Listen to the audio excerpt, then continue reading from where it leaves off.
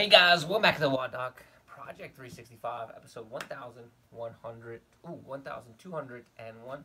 Guys, if you're following along on YouTube, please jump on over to WODdoc.com. Check out all of our full-length episodes. That's where we house them.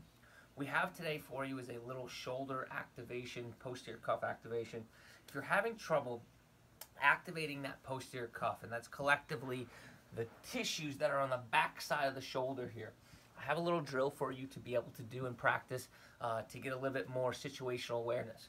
You would have this same feeling then when you were going up and overhead, right? It would be the same idea that you want to do, but we're going to practice it in a position where our arm is just about horizontal with shoulder level, okay? So I'll show you first sitting up, and then I will lay down and use the weight, okay? So what we're looking at here is we're going to start in a good position. I would be laying on my back. I'm going to be holding a weight, a kettlebell here. And the first thing that I want to be able to do is I want to be able to create some rotation. That's going to allow me to activate this bottom, this lat from right here. Now, if you take a look at my shoulder, I'm going to depress it, right? So if you see where my finger is right now, I'm going to push down, okay?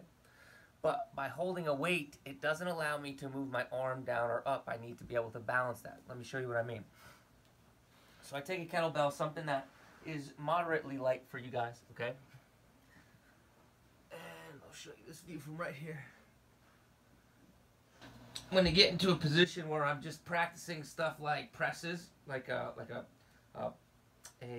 push-up press or a plus press or anything. So from right here, this would be like my neutral position. See how my knuckles are kind of facing upwards, my palms facing down? What I'm going to do from right there is I'm going to rotate my palm inwards, okay? And if you feel down in that lat area where I was just showing you when I was sitting up, that's going to make that tighten up. From right there with that palm facing inwards, I'm going to depress my shoulder, okay?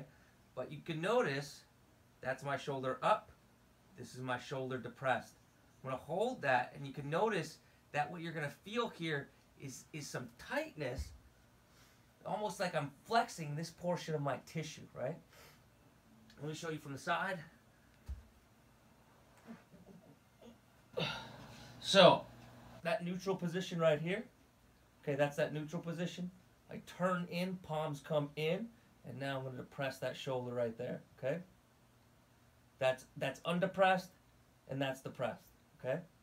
Now, if I'm going to do this,